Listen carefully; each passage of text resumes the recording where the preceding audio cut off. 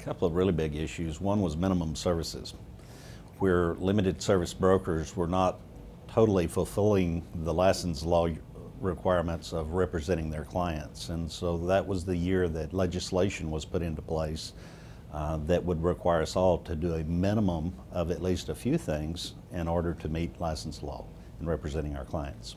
As you can imagine, we live in a world where there's protections for everybody. And so if you were a limited service broker, you were worried about, is the legislature going to step on my ability to practice my particular business model? While at the same time, there was obligations that we as licensees have to our clients out there. And so there was this kind of a spread in the playing field of where from one side I want to do the very minimum and being an advertising agent, to the other side of saying we owe our clients fiduciary respect and responsibility.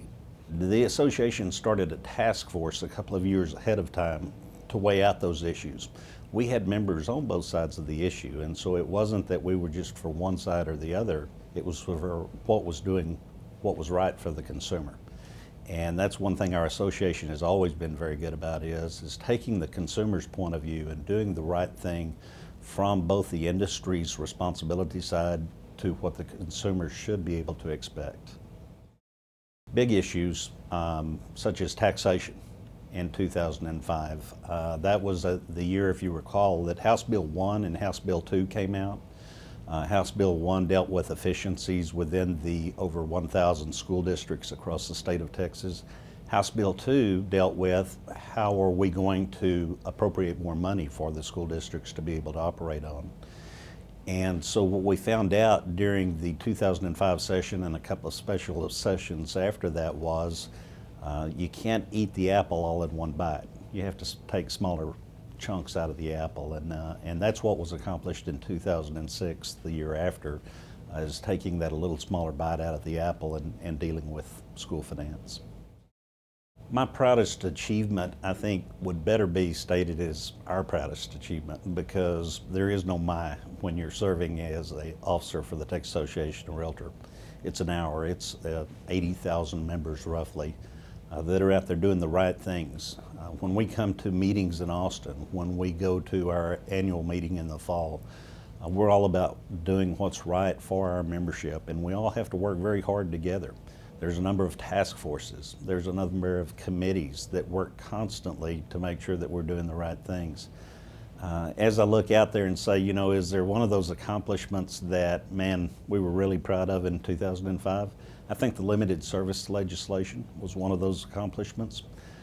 Another one was we were getting ready to have Charles McMillan enter that leadership lineup at the National Association of REALTORS, and we couldn't have been prouder of, and still can't be prouder of, the accomplishment that Texas has sent one of its very best to the National Association. Lots of changes going on in the way that we do business at the state level, but one of the big changes that I've seen in the last few years is the recognition that we have to be involved outside of just being at the Texas Association of REALTORS. Yes, that's important. It's important to be involved at the local association, the state association, but there's many issues at the National Association of REALTORS that we've got to be more and more involved in. And that has probably been one of our weaknesses over the years. I don't think you can say that from today forward. I think President McMillan last year with the National Association of REALTORS raised our awareness in Texas that how important it is to be involved in the issues that are happening nationally.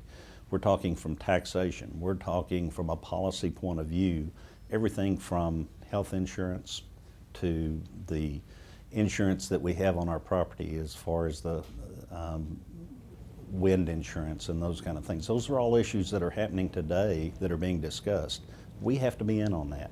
While they're not directly affecting Texas today, they will be affecting Texas eventually. And so the one change I've seen us make at the Texas Association of REALTORS is the recognition that we have to get involved outside of just our state association.